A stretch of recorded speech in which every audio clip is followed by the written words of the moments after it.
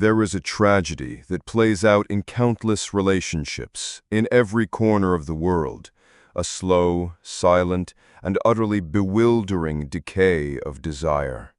A man, a good man, enters a relationship. He is caring, supportive, and accommodating. He does everything he has been taught a woman wants, and for a time, things are good. But then, a subtle poison begins to seep into the foundations. Her respect for him wanes. Her desire cools. The relationship becomes a sexless, platonic arrangement, a friendly cohabitation. And then, inevitably, she either leaves him for another man, often a jerk who is his complete opposite, or she stays, her heart filled with a quiet, corrosive contempt. The man is left shattered, confused. He asks himself, "What did I do wrong? I gave her everything." This is the great, tragic irony. His failure was not in what he failed to give her. His failure was in giving her too much of the wrong thing.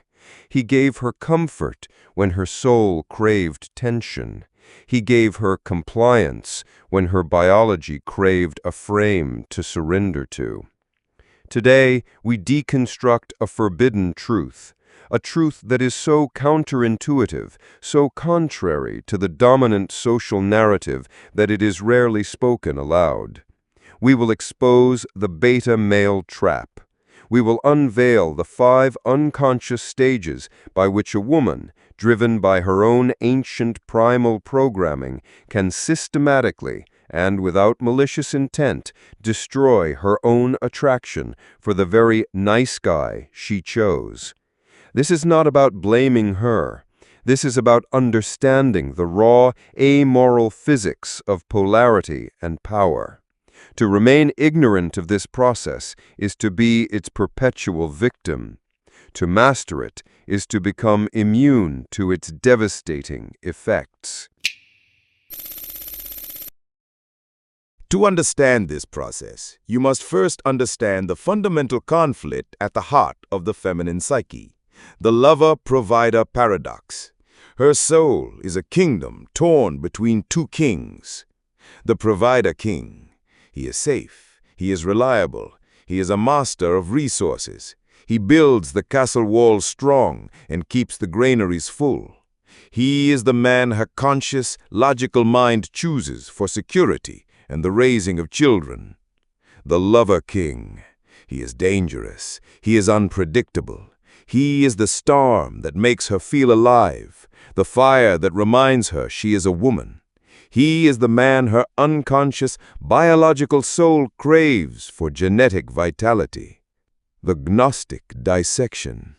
The tragedy of the beta male is that he presents himself as only the provider. He believes his value is entirely in his reliability and his willingness to serve. He has abdicated the throne of the lover. A woman, upon securing this reliable provider, feels safe. But her ancient programming does not rest. Her subconscious mind, a million-year-old quality control inspector, must now begin a relentless, unconscious process of testing. It must see if somewhere beneath the gentle fleece of the provider beats the savage heart of a lover king. This is where the 5 stages of attraction destruction begin. The first stage is subtle.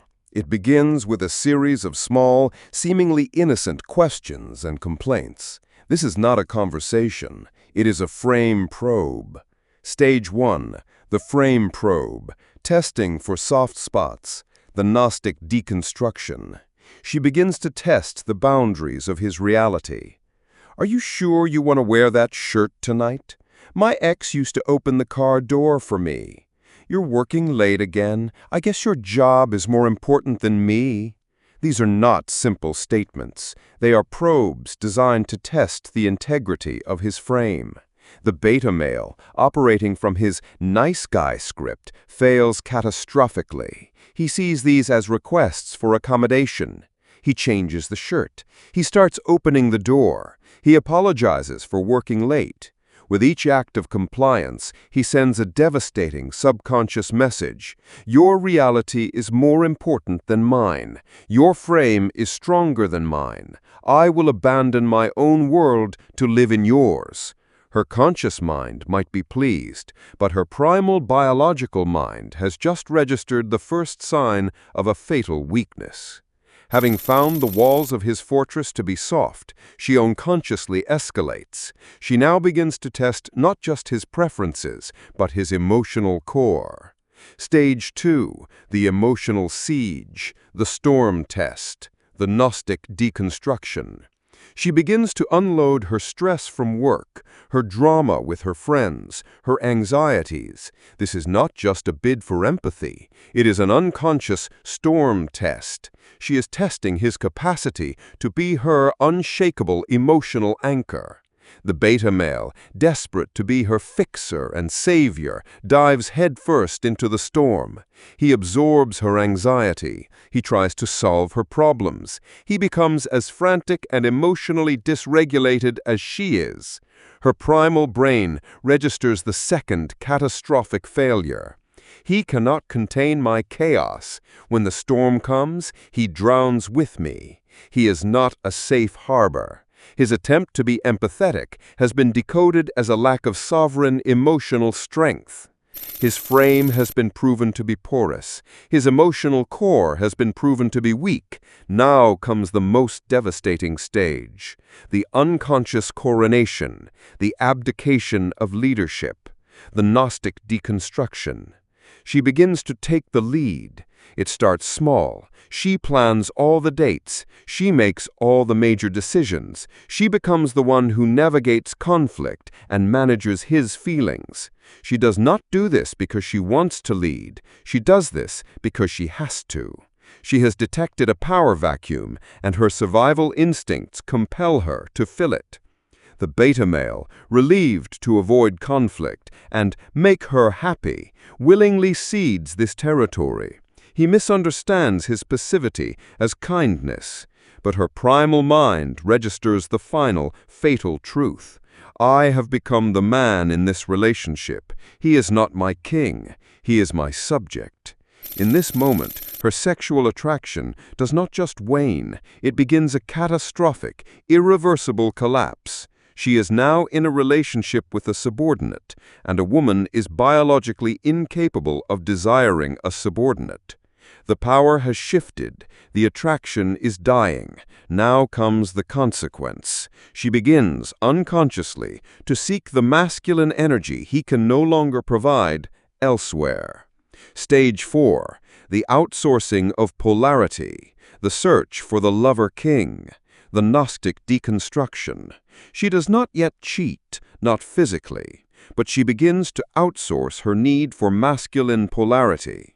She starts spending more time with edgy male friends. She develops an intense admiration for a dominant male celebrity or her powerful boss. She begins picking fights with her beta partner, unconsciously trying to provoke a strong, masculine reaction from him that he is incapable of giving. She is a starving woman, and her home is without fire. She is now desperately seeking warmth from any source she can find. The beta male, seeing this, often doubles down on his failed strategy. He becomes even nicer, even more accommodating, hoping to win her back. He is trying to put out a fire with gasoline. The stage is now set for the final, tragic act. Her respect is gone. Her desire is dead. Her soul is starved for masculine energy. The trap is about to spring. Stage 5, the Hypergamous Correction, the inevitable betrayal, the Gnostic deconstruction.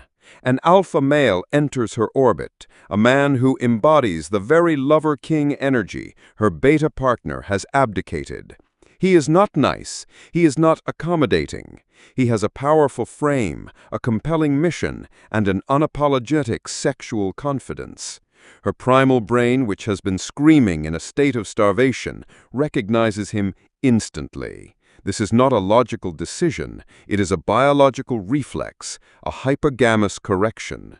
She will cheat, or she will leave, and she will do so with a speed and ruthlessness that will shatter the beta male's world. She will not even consciously understand why she is doing it. She will rationalize it with social scripts. We just grew apart. I need to find myself. The spark was gone. But the truth is far more brutal. The spark was not gone. It was systematically, unconsciously, and with his full, unknowing cooperation, extinguished by the very dynamic he thought was love. He was not a victim of her cruelty. He was a victim of his own ignorance of the fundamental laws of attraction. The frame probe, the emotional siege, the unconscious coronation, the outsourcing of polarity, the hypergamous correction. These are the 5 stages of the beta male trap. It is a tragic, self-perpetuating cycle where a man's good intentions become the very engine of his own romantic destruction. The gnosis of seduction noir is not about becoming a jerk. It is about shattering this tragic cycle. It is about becoming the integrated man, the man who can be a kind and reliable provider, without ever abdicating the throne of the dominant, unapologetic lover-king. If this deconstruction has been a terrifyingly accurate autopsy of a relationship you have experienced, if you have felt the chilling logic of these 5 stages in your own life, command the like button now. Acknowledge this brutal, forbidden truth. Which of these 5 stages has been the primary battlefield where you have lost the war for attraction? Was it the initial frame probes you failed? The emotional sieges you overwhelmed? Or the final tragic hypergamous correction? Name your stage of failure in the comments below. To diagnose the wound is the first step to healing it. To become immune to this trap, to forge a masculine frame so solid that her tests only make her desire you more, requires a complete and total re-architecting of your internal reality. This is the sacred, arduous work of the Seduction Noir Cathedral. Subscribe and strike the obsidian bell of unveiling. Commit yourself to the path of becoming not the man she manages, but the king she will move heaven and earth to follow. She is not destroying your attraction. She is simply revealing the weakness that was already there. Build a fortress within yourself, and she will beg to become its queen.